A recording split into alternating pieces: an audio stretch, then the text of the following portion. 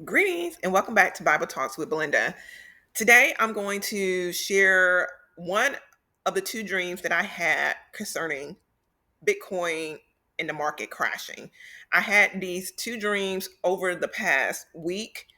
I'm going to share the second dream I had with you first because I asked God for confirmation of the first dream that I had because I wasn't quite sure. I was sure, but I wanted confirmation that I understood what I was seeing, what I had seen in the dream. And I'm going to do a part two for that. All right. So I'll just get into the dream. So in this dream, I'm on the phone and I'm on the phone with an old acquaintance, and we'll just call his name Tony. So Tony calls me, and Tony is absolutely frantic.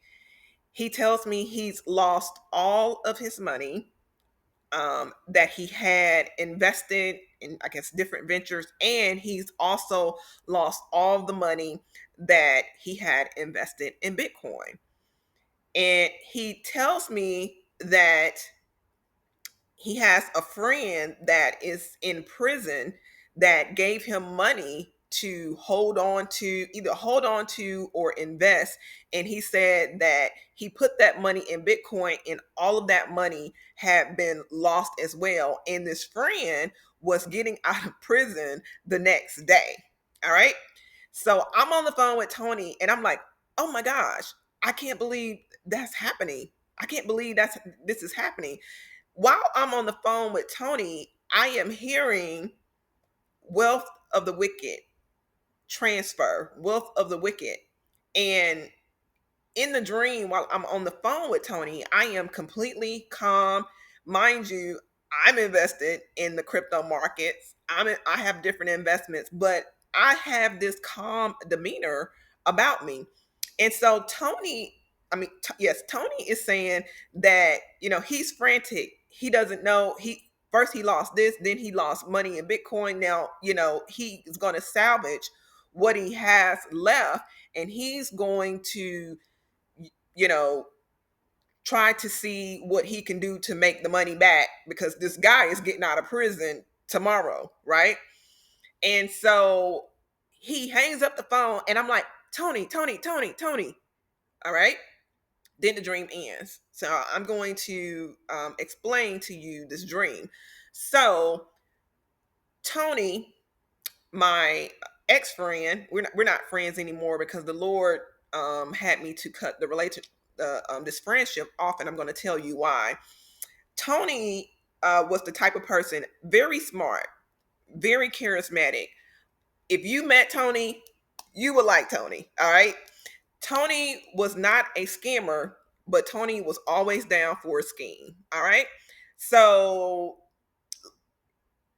the best way I can explain this to you, say Tony worked for a company and he would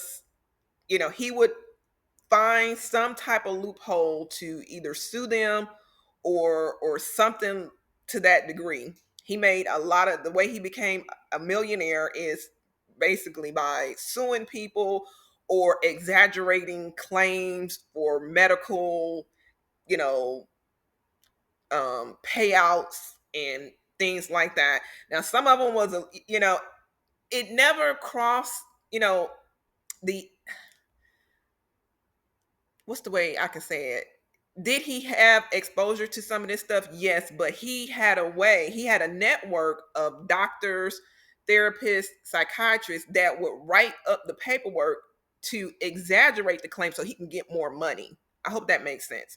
And so the word got out about Tony and how he's able to, help people get, money, and people would fly to him all over the country to come see Tony to get, file these claims and different things like that to get money. So that's how Tony made a lot of his money. All right.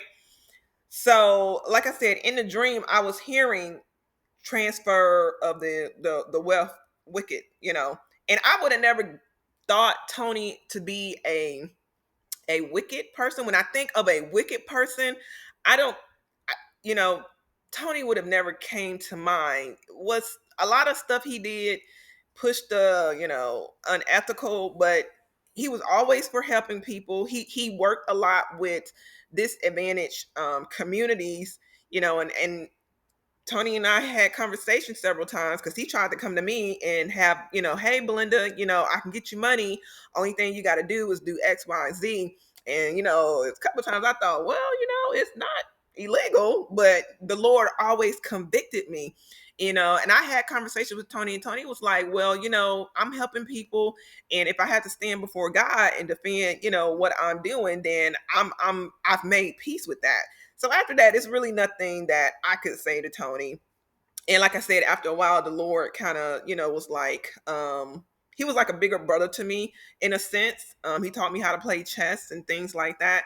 But, to everything, there's a season. So the Lord just had me to kind of, back away, especially when I saw some of the stuff that he was getting into. I was like, I don't want to be associated with anyone who does this. So, but when I think wicked, the wealth of the wicked, I would have never thought, Tony is not the first person to come to mind. But um at at the end of the dream, I was telling, Tony had hung up the phone, and I was like, Tony was getting ready to do, whatever he had left, he was getting ready to go back and invest it into the market. Now, mind you, the markets was going crazy because a portion of his investments here was in the, was gone, and then everything he had invested in Bitcoin was gone as well. But I had a knowing. It's like I was calm in the dream, and I had a knowing that if Tony just waited, the market was going to bounce back. But he didn't have time. It was like he had to make a decision that day because he was out of time. And so the revelation in the dream that I had is that, I did another video on my page called The Wealth Transfer. And in that video, I share with you all the revelation that I've received over a period of time is that when this situation happens, and I'm not saying I don't know when it's going to happen. Bitcoin is at around a little bit over $100,000 right now. Who knows? It may rise to 150,000. I don't know. But whenever this thing occurs, as the wealth of the wicked is losing, you're going to have another group of people who's going to be receiving. And the only way you can do that is if God gives you supernatural, preparation on how to prepare. Because like I said, in the dream, now I'm invested in crypto, but I have this calmness about me because I'm all right. All right. And you're going to have to know how to move. You're going to have to know when to sit still. If the Lord tells you to 2-3 days before sell everything, you sell everything, right? And if he tells you, whatever he tells you to do to prepare, that's what you have to do. All right. And let me see, it was something else I was going to mention. When this event happens, that's what a lot of people are not going to be prepared. And it's almost like I already knew it was coming. So that gave me another reassurance that, oh, I already knew what was coming. The Lord gave me revelation about this, and so I'm already prepared to where if the market goes up, it crashes or whatever, I'm fine, right? But this situation, this event that happened, it caught him completely off guard. And in one day, he was no longer a millionaire. He had lost everything. All right. And so that's pretty much all I wanted to share. I'm going to post the second dream because the first dream is going to be in part 2, because in the first dream, you definitely want to watch that because the Lord showed me how the crash is going to happen, what is going to take place. I believe he showed me exactly how it's going to happen. And in this dream, I literally um saw something in the dream, and I went to go and look it up on a computer. I had never seen this company or anything before.